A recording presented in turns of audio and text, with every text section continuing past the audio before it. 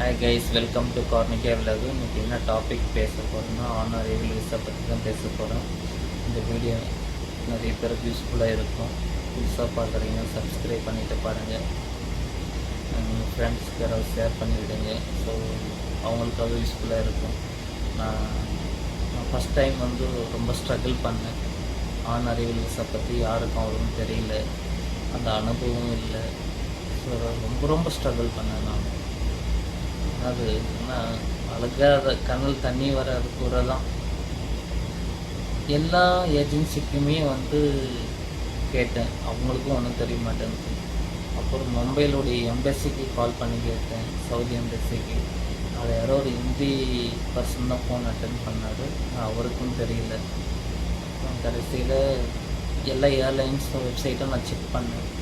அப்புறம் indigo ஏர்லைன்ஸில் mention பண்ணியிருந்தாங்க ஆனரேபிள் visa இருக்குது. பேரண்ட்ஸ் இக்கமா ஹோல்டர் இருந்தால் 6 months வரைக்கும் ஆனரேபிள் விசா எடுக்கலாம் அப்படின்ட்டு அதில் மென்ஷன் பண்ணியிருந்துச்சு. அப்போ தான் லைட்டாக ஹாப்பியாச்சு. ஏன்னா அதுக்கப்புறம் இருக்குதா இல்லையான்றதே பெரிய டவுட்டாக போச்சு. தெரியும், பட் முன்னாடி சவுதி அரேபியில் நியூஸில் அனௌன்ஸ் பண்ணியிருந்தாங்க 1 year வரைக்கும் எடுத்துக்கலாம் ஆனரேபிள் விசா பேபிக்கு. ஏர்போர்ட்டில் பேரண்ட்ஸ் கம் அவுட் இருந்தால் போதும் அப்படின்னாங்க. இப்போ ரொம்ப ஸ்ட்ரகிளாக இருந்துச்சு. அப்பயும் ஒரு வீடியோ போட்டு நான் மறுபடியும் செகண்ட் பேபி எடுத்துகிட்டு வந்திருக்கிறேன். ஸோ அதுவும் வீடியோ போடுறேன் நான் உங்களுக்கு. அது உங்களுக்கு யூஸ்ஃபுல்லாக இருக்குன்றது நான் நம்பிக்கை. பாஸ்போர்ட் எடுக்கணும். பாஸ்போர்ட் எடுத்து என்ன டாக்குமெண்ட் தேவைன்னா, குழந்தைக்கு அப்பா அம்மாவுடைய பாஸ்போர்ட் காப்பி இருந்தால் போதும். குழந்தைக்கு பஸ் சர்டிஃபிகேட் இருந்தால் போதும். பஸ் சர்டிஃபிகேட்டை நீங்கள் எந்த இடத்துல குழந்தை பிறந்துச்சு அந்த நியர்பை முனிசிபாலிட்டிஸில் நீங்கள் பஸ் சர்டிஃபிகேட்டை வாங்கிக்கலாம். பஸ் சர்டிஃபிகேட்டை வாங்கின உடனே நீங்கள் பாஸ்போர்ட்டுக்கு அப்பாயின்மெண்ட் எடுத்து அப்ளை பண்ணலாம். எந்த இடத்துல நம்ம 2 இடத்துல தான் பாஸ்போர்ட் வெரிஃபிகேஷன் பார்ப்பாங்க. ஒன்று பிஎஸ்கே சென்டர்னு இருக்கும், ஒன்று போஸ்ட் ஆஃபீஸில் டிஸ்ட்ரிக்ட் ஹெட் ஆஃபீஸரி போஸ்ட் ஆஃபீஸில் அங்கே ஒரு வெரிஃபிகேஷன் பார்ப்பாங்க. நம்ம பார்த்தீங்கன்னா உங்களுக்கு லேட்டாக தேவை, பிரச்சனை கிடையாது. அங்கே ஒரு 2 months 3 months கழிச்சு கூட பாஸ்போர்ட்டை வந்தால் பிரச்சனை இல்லைன்னா நீங்கள் டேரெக்டாக டிஸ்ட்ரிக்ட் போஸ்ட் ஆஃபீஸுக்கு அப்ளை பண்ணிக்கோங்க, பிரச்சனை கிடையாது. ஏன்னா அங்கே போனுச்சுன்னா போலீஸ் வெரிஃபிகேஷன் ஃபைல் வரும், கொஞ்சம் டிலே ஆகும், அவ்வளோதான் வித்தியாசம். இப்போ உங்களுக்கு சீக்கிரம் வரணும், போலீஸ் வெரிஃபிகேஷன் எதுவும் வராது இருக்குன்னா நீங்கள் பிஎஸ்கே சென்டருக்கு போயிடுங்க. இப்போ பிஎஸ்கே சென்டர் போயிட்டீங்கன்னா உங்களோட குழந்தை பார்த்தீங்கன்னா மைனர் 18 வயசு கீழே இருக்குது. ஸோ அதனால் மைனர் குழந்தை 18 வயசு ஆகிட்டு இருந்துச்சுன்னா அவங்க அடல்ட்டுக்கு போயிடுவாங்க. அவங்க கம்பல்சரி போலீஸ் வெரிஃபிகேஷன் அடல்ட்டுக்கு. சின்ன குழந்தைக்கு போலீஸ் வெரிஃபிகேஷன் கிடையாது. ஸோ இப்போது பிஎஸ்கே சென்டரில் அப்ளை பண்ணால் அங்கே கவுண்டர் வெரிஃபிகேஷன் பார்க்கறதுக்கு 3 கவுண்டர் இருக்குது. ஏபிசி இந்த மாதிரியான 3 கவுண்டர் இருக்குது. நீங்கள் அப்ளை பண்ணிட்டு எல்லா கவுண்டரில் வெரிஃபிகேஷன் முடிஞ்சு அவங்களுக்கு சாட்டிஸ்ஃபைடாக இருந்துச்சுன்னா உங்களுக்கு டேரெக்டாக அந்த ஃபைலை பிரிண்டிங் ஸ்டேஜுக்கு மாற்றி விட்ருவாங்க. நீங்கள் அந்த வெரிஃபிகேஷன் முடிச்சுட்டு கீழே தான் வருவீங்க. கீழே ஒரு டீ சாப்பிட்லாம், இல்லை ஜஸ்ட்டு ஒரு 2 minutes 3 minutes உங்களுக்கு பாஸ்போர்ட் பிரிண்டிங் அப்படின்னு மெசேஜ் வந்துடும். ஸோ இந்த டிஃப்ரெண்ட் டைம்லேயே உங்களுக்கு பாஸ்போர்ட் ரிசீவ் ஆகிடும். அது பார்த்தீங்கன்னா சின்ன குழந்தைங்களுக்கு. ஸோ பாஸ்போர்ட் உங்களுக்கு போலீஸ் வெரிஃபிகேஷன் கிடையாது, டேரெக்டாக பிரிண்டிங் வந்துடும். டேரெக்டாக பாஸ்போர்ட்டு உங்களுக்கு ஒரு 3 daysலேயே கை கிடச்சிடும். இப்போ நான் எப்படி ஸ்ட்ரகிள் பண்ணேன்னா, பாஸ்போர்ட் போஸ்ட் ஆஃபீஸில் அப்ளை பண்ணிட்டேன். அங்கே பார்த்தீங்கன்னா போலீஸ் வெரிஃபிகேஷன் வந்துச்சு. அப்புறம் வெரிஃபிகேஷன் முடித்தேன். அங்கே பார்த்தீங்கன்னா டிஸ்ட்ரிக்டில் போலீஸ் அந்த பாஸ்போர்ட் ஃபைல் மூவ் பண்ணி விடுவாங்க. ஏன்னா பாஸ்போர்ட் லோக்கல் போலீஸ் ஸ்டேஷனில் எல்லாமே ஆன்லைன் சிஸ்டம் தான், ஆஃப்லைன்லாம் எதுவும் கிடையாது. அவங்க வருவாங்க, அந்த டிக் பண்ணி அவங்களுக்கு கொடுத்துருக்க விவசாயிட்டு பாஸ்வேர்டு போட்டு லாகின் பண்ணி ஜஸ்ட் அதை கிளிக் பண்ணி கிளியர்னு கொடுப்பாங்க. கிளியர்னால் ஓகே, அப்படின்னா ரிஜெக்ட்னு போடுவாங்க. ரிஜெக்ட்னா என்ன ரீசன்னா அதிலே மென்ஷன் பண்ணி விடுவாங்க. ஸோ உங்களுக்கு எல்லாம் ஓகே இருந்துச்சுன்னா கிளியர்னு கொடுத்துருவாங்க. அந்த கிளியர் கொடுத்ததை பார்த்தோன்னா ஸ்ட்ரைட்டாக எஸ்பி ஆஃபீஸுக்கு போகும் அந்த ஃபைலு. எஸ்பி ஆஃபீஸ் அங்கே என்ன பண்ணுவாங்க, அவங்களும் கிளியர் தான் கொடுப்பாங்க. இங்கே லோக்கல் போலீஸ் ஸ்டேஷனில் என்ன கொடுக்குறாங்களோ அதை தான் அவங்க வந்து ரிவ்யூ பண்ணி அவங்களும் கிளியர் கொடுப்பாங்க. அவங்க கிளியர் எப்படி கொடுப்பாங்கன்னா, நீங்கள் ஜஸ்ட் மவுஸில் கிளிக் பண்ணியிருப்பாங்க லோக்கல் போலீஸ் ஸ்டேஷனில். அங்கே வந்து என்ன பண்ணுவோம், அப்படியே ஆப்போசிட்டு டிஜிட்டல் சிக்னேச்சர் பாஸ்போர்ட் பார்க்கக்கூடிய அந்த டிபார்ட்மெண்ட்டு டிஎஸ்பியோ இல்லை யார் அந்த ஆஃபீஸரோ அவங்க வந்து டிஜிட்டல் சிக்னேச்சர் பண்ணி அவங்க வந்து கிளியர் கொடுப்பாங்க. அது வந்து டைரெக்டாக வந்து பாஸ்போர்ட் டிபார்ட்மெண்ட்டுக்கு போகும். கிளியர் ஆச்சுன்னா ஆட்டோமேட்டிக்காக உங்கள் பாஸ்போர்ட்டு பிரிண்டிங் ஸ்டேஜுக்கு மாறிடும். ஸோ பிரிண்டிங் ஆகிடுச்சுன்னா உங்களுக்கு கைக்கு வந்துடும் பாஸ்போர்ட். ஸோ எனக்கு வந்து அந்த டிபார்ட்மெண்ட்டில் பாஸ்போர்ட் டிபார்ட்மெண்ட்டில் டிஎஸ்பி ரிட்டையர்மெண்ட் ஆகிட்டார். ஸோ நிறைய கொஞ்சம் ஸ்ட்ரகிள் பண்ணி நான் வந்து டியூட்டர் பண்ணியிருந்தேன். நம்ம ஜெய்சங்கருக்கு வெயிட் பண்ண 2 days எதுவும் ரிப்ளை வரல. அதுக்கப்புறம் மோடிக்கும் பண்ணியிருந்தேன். அதுக்கப்புறம் டிஜிட்டல் இந்தியாவுக்கு பிஆர்ஓ பாஸ்போர்ட் ஆஃபீஸ்க்கு பண்ணியிருந்தேன். அப்புறம் டிஜிட்டல் இந்தியா. ஸோ நிறைய எக்ஸ்டர்னல் அஃபேர்ஸ் இந்த பாஸ்போர்ட்டு செக்ரட்டரி சீஃப் செக்ரட்டரி அந்த மாதிரி எல்லாம் வந்து இதெல்லாம் சேர்த்து நான் டியூட்டர் பண்ணியிருந்தேன். ஸோ எனக்கு அடுத்த ஒரு 4 hourலேயே வந்து என்னுடைய பாஸ்போர்ட்டு வந்து ஸ்டேட்டஸும் மாறி இருந்துச்சு. குழந்தையுடைய பாஸ்போர்ட்டு போலீஸ் வெரிஃபிகேஷன் முடிச்சு எஸ்பி ரிவ்யூ பெண்டிங்கு. ஏன்னா அந்த இடத்துல டிஎஸ்பி வந்து ரிட்டையர்மெண்ட் ஆகிட்டார். டிஜிட்டல் சிக்னேச்சர் கிடையாது, அது வரத்துக்கு லேட் ஆகும். அதனால் வந்து நான் கமாண்ட் பண்ணியிருந்தேன். எனக்கு பாஸ்போர்ட்டு வந்து ஸ்டேஜ் வந்து பிரிண்டிங் ஸ்டேஜே மாறி இருந்துச்சு.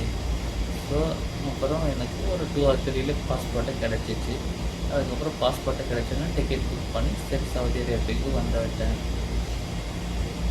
இப்போ சவுதி அரேபியாவில் வந்து நீங்கள் எந்த ஏர்லைன்ஸ் சூஸ் பண்ணணும்னா சவுதி ஏர்லைன்ஸ் சூஸ் பண்ணுங்க. அப்படி இல்லைன்னா வேறு ஏதாவது ஏர்லைன்ஸ் சூஸ் பண்ணதுன்னா சூஸ் பண்ணலாம், பிரச்சனை கிடையாது. அவங்க வந்து பார்த்தீங்கன்னா சில பாஸ்போர்ட்டோடைய ஜவாசத் இமிக்ரேஷன் ஆஃபீஸ் வந்து சில பேருக்கு இந்த ஆனரைவல் விசா இருக்குது இல்லை அந்த மாதிரி விஷயமே அவங்களுக்கு தெரியல. ஸோ அதுதான் உண்மை. ஸோ நான் வந்து ஜித்தாவுடைய சவுதி ஏர்லைன்ஸில் வந்ததுனால ஜித்தா ஏர்போர்ட்டுக்கு வந்து அங்கே வந்து ஆன் அரைவல்னு தனியாக ஒரு கவுண்டர் இருக்குது. ஜஸ்ட் அந்த கவுண்டருக்கு போனேன், என்னுடைய இகாமா கார்டு கொடுத்தேன். அப்புறம் குழந்தையுடைய பாஸ்போர்ட்டை காப்பி கேட்டாங்க, ஒரிஜினல் பாஸ்போர்ட்டு. அவங்களுடைய பாஸ்போர்ட்டை கொடுத்தேன். ஒரு மேடம் தான் ஒருத்தர் என்ட்ரி பண்ணாங்க. ஸோ எனக்கு வந்து ஒரு 2 நிமிஷத்துலேயே முடிச்சிட்டாங்க. அவங்க எங்கிட்ட எதுவும் கேட்கல. யார் கப்பீல்னு கேட்டாங்க. நான் தான் கப்பீல், உங்களுடைய இக்காமா கொடுன்னாங்க. அப்புறம் என்னுடைய இக்காமா கார்டு கொடுத்தேன். குழந்தையுடைய பாஸ்போர்ட் காப்பி கொடுன்னாங்க. பாஸ்போர்ட் ஒரிஜினல் பாஸ்போர்ட் அவங்ககிட்ட கொடுத்தேன். அதுக்கப்புறம் குழந்தைய கூட்டிகிட்டு வந்தாங்க. அப்புறம் என் ஒய்ஃப் வந்து குழந்தைய கூட்டிகிட்டு வந்து ஃபோட்டோ எடுத்தாங்க. அவ்வளோதான், பாஸ்போர்ட்டு கையில் கொடுத்துட்டாங்க. நீங்கள் கிளம்புங்க அவ்வளோதான் சொல்லிட்டாங்க. ஸோ நாங்களும் வந்து இமிக்ரேஷன்லாம் முடிச்சுட்டு கிளம்பி வந்துட்டோம். கிளம்பி இங்கே வந்துட்டு உங்கள் கம்பெனிக்கு வந்து அது இமெயில் பண்ணணும். அவங்க வந்து விசா நம்பரும் பார்டர் நம்பரும் எழுதி கொடுத்துருப்பாங்க. அது வந்து உங்கள் கம்பெனிக்கு ஸ்கேன் பண்ணி மெயில் பண்ணுங்க. இது போல் என்னுடைய குழந்தைக்கு இன்சூரன்ஸ் வேணும் அப்படின்றதுனால மெயில் பண்ணுங்கள். ஆனால் உங்கள் கம்பெனி வந்து இன்சூரன்ஸு கம்பல்சரி கொடுத்தது ஆகணும். ஓகேங்களா? 100% கொடுத்தது ஆகணும். அப்படி கொடுக்கலன்னா நீங்கள் சிஹெச்ஐயில் கம்ப்ளைண்ட் பண்ணால் உங்கள் சிஹெச்ஐ வந்து உங்கள் கம்பெனி மேலே நடவடிக்கை எடுப்பாங்க. இப்போ வந்து சில கம்பெனி இருக்கு, நீங்கள் வந்ததே சிங்கிள் கான்ட்ராக்ட் தானே, நாங்கள் வந்து இன்சூரன்ஸுக்கு வந்து நான் கொடுக்க முடியாதுன்னு சொன்னோம். இப்போ நான் வந்து சிங்கிள் கான்ட்ராக்டில் தான் வந்தேன். ஆனால் பட் நான் பே பண்ணியிருக்கிறேன் இன்சூரன்ஸுக்கு செப்பரேட்டாக காசு. என்னுடைய கம்பெனிக்கு நான் இன்சூரன்ஸுக்கு பே பண்ணியிருக்கிறேன் அமௌண்ட்டு. இக்காமாவுக்கும் நான் தான் பே பண்ணியிருக்கிறேன். ஸோ வந்து என் கம்பெனியுடைய அமௌண்ட்டில் நான் எதுவும் வந்து யூஸ் பண்ணிக்கல. என்னுடைய ஓன் காசு தான் நான் வந்து குழந்தை கூட்டிகிட்டு வந்து இன்சூரன்ஸ் வந்து எடுக்கிறதுக்கு நான் தான் பே பண்ணியிருக்கிறேன். இக்காமா எடுக்கிறதுக்கு நான் தான் பே பண்ணியிருக்கிறேன். நான் தான் இக்காமா அடித்து வாங்கிட்டு வந்திருக்கிறேன். ஸோ குழந்தைக்கு ஸோ நான் வந்து மெயில் பண்ணி எனக்கு ஏறக்குறைய ஒரு வாரம் பொறுத்து இன்சூரன்ஸ் காப்பி வந்து பேமெண்ட் எல்லாம் பண்ண பிறகு பார்டர் நம்பரில் வந்து இன்சூரன்ஸ் காப்பி ரிசீவ் பண்ணி கொடுத்தாங்க. இன்சூரன்ஸ் காப்பி வந்த பிறகு அடுத்தது என்ன ப்ராசஸ்னால் இக்காமா அடிக்கணும். இக்காமா அடிக்கிறதுக்கு தனி ஃபார்ம் இருக்குது. அந்த ஃபார்மை வந்து ஃபில் பண்ணணும். ஃபில் பண்ணி அதுக்கப்புறம் உங்களுடைய பாஸ்போர்ட்டை காப்பி, குழந்தையோடைய பர்த் சர்டிஃபிகேட் அரபியில் ட்ரான்ஸ்லேட் பண்ணிக்கோங்க ஊர்லேயே. அது வந்து பார்த்தீங்கன்னா ஒரு 1500 அந்த மாதிரி தான் கேட்பாங்க. அரபியில் ட்ரான்ஸ்லேட் பண்ணி வச்சுக்கோங்க பர்த் சர்டிஃபிகேட்டு. நீங்கள் மேரேஜ் பண்ணியிருந்தீங்கன்னா அந்த மேரேஜுடைய அரபி ட்ரான்ஸ்லேட் சர்டிஃபிகேட்டு அரபியில் இங்கிலீஷில் கொடுத்துருப்பாங்க. ஸோ அந்த ஜெராக்ஸும் வச்சுக்கோங்க. அப்புறம் வந்து பார்த்திங்கன்னா இன்சூரன்ஸ் காப்பி போட்டிருப்பாங்க. அந்த இன்சூரன்ஸ் காப்பி ப்ளஸ் வந்து என்ட்ரி விசா ஃபீஸு 2000 ரியால். ஓகேங்களா, 2000 ரியால் இது எல்லாருக்கும் காமன் தான். இப்போ வந்து இக்காமாவுக்கு எப்படி பே பண்ணணும்னா, இக்காமா வந்து உங்களுடைய இக்காமா எந்த டேட் வரைக்கும் வேலிடிட்டாக இருக்குதோ அந்த டேட்டை வச்சு நம்ம வந்து பேமெண்ட்டு பண்ணணும். இப்போ குழந்தைக்கு வந்து எப்படி பே பண்ணணும்னா உங்களுடைய இக்காமா நம்பர்.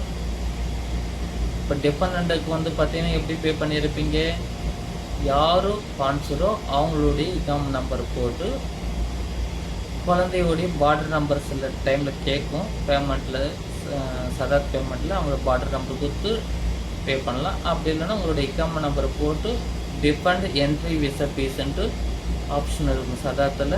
அது செலக்ட் பண்ணி 2000 ரூபாய் கேட்கும். 2000 ரூபாய் பே பண்ணி வச்சுக்கோங்க. ஸ்க்ரீன்ஷாட் எடுத்து வச்சுக்கோங்க. அடுத்தது இக்காமாவுக்கு பே பண்ணணும். இக்காமா வந்து பார்த்தோன்னா அதிலே வந்து இருக்கும் ஹெட் ஆஃப் த அசோசியேட்டட் பேமெண்ட்டுன்னு தனியாக இருக்கும். ஸோ அதில் வந்து பார்த்தீங்கன்னா உங்களுடைய இக்காமா நம்பர் கொடுக்கணும், குழந்தையோடைய பார்டர் நம்பர் கொடுக்கணும், உங்களுடைய இக்காமா எப்போ முடியுதோ அந்த டேட்டு அங்கே கொடுக்கணும். அந்த டேட்டை கொடுத்துட்டு பேமெண்ட்டு பண்ணி வச்சுட்டு நீங்கள் ஜவாசத்து அப்பாயின்மெண்ட் எடுத்துகிட்டு டேரெக்டாக போனீங்கன்னா உங்கள் ஃபைலை வந்து வெரிஃபிகேஷன் பார்ப்பாங்க. வெரிஃபிகேஷன் பார்த்துட்டு பேமெண்ட் இருந்துச்சுன்னா ஜஸ்ட்டு வந்து வெயிட் பண்ணுங்கன்னு சொல்லுவாங்க. உங்களுக்கு உடனே இக்காமா ரிசீவ் பண்ணி கொடுத்துருவாங்க. ஸோ நான் அப்படியே தான் இன்றைக்கும் என்னுடைய குழந்தைக்கு இக்காமா வாங்கிடுச்சு. இப்போ என் குழந்தைக்கு இக்காமா வாங்கிட்டு வந்துருக்கிறேன் நான். ஸோ வந்து இதை ப்ரொசீஜர். இப்போ வந்து அடிஷ்னலாக ஒரு இன்ஃபர்மேஷன் சொல்கிறேன். இப்போ பேரண்ட்ஸ் தான் இக்காமா ஹோல்டராக இருக்கணுன்றதில்ல. அதில் யாராவது ஒரு ஆள் இக்காமா ஹோல்டரும் ஒரு ஆள் விசிட்டர் விசாவில் இருந்தால் கூட குழந்தை கூட்டிகிட்டு வரலாம். எப்படி கூட்டிகிட்டு வரலான்னா, இப்போ எக்ஸாம்பிள் என்னுடைய ஃப்ரெண்டை ஒருத்தர் அவங்க ஒய்ஃபை வந்து ஒர்க்கிங் விசாவில் இருக்கிறாரு, அவர் வந்து விசிட் விசாவில் இருக்கிறாரு.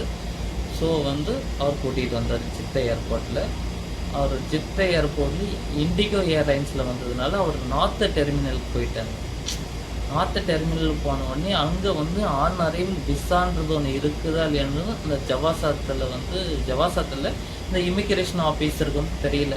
அதுக்கப்புறம் வேறு ஏதோ கால் பண்ணி கேட்டு அதுக்கப்புறம் இருக்குது விசா வந்து ரிசீவ் பண்ணி கொடுத்தாங்க. அதுக்கப்புறம் அவங்க ஆஃபீஸில் வந்து என்ன பிரச்சனை வந்துச்சுன்னா, அவங்க ஆஃபீஸில் இன்சூரன்ஸு போட்டு தர மாட்டுறாங்க.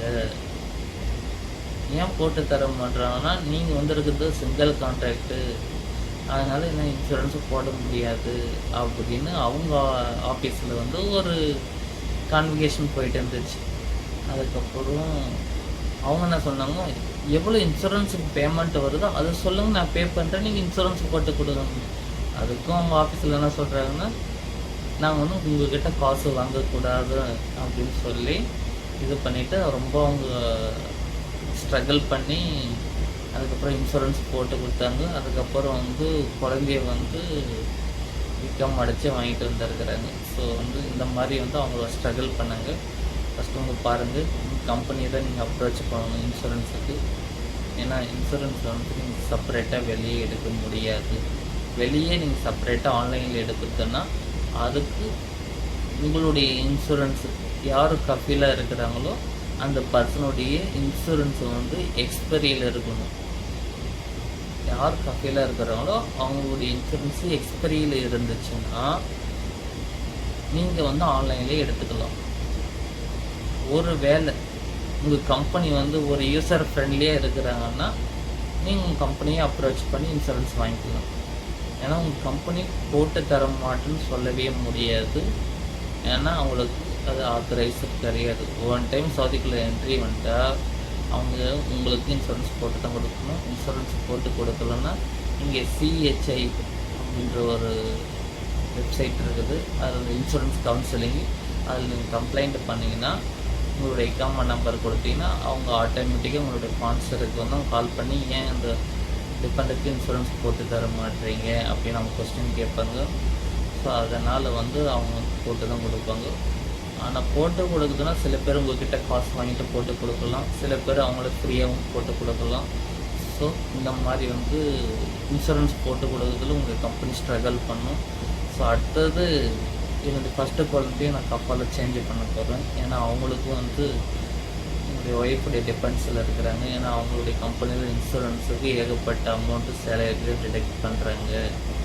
ஏன்னா இன்சூரன்ஸ் காஸ்ட்டே வந்து பார்த்திங்கன்னா கம்மியாக தான் இருக்கும், ஒரு 800. அவங்களுக்கு ஏறக்குறைய 4000 ரூபாய்க்கு கிட்ட வந்து சேலரி டிடெக்ஷன் பண்ணுறாங்க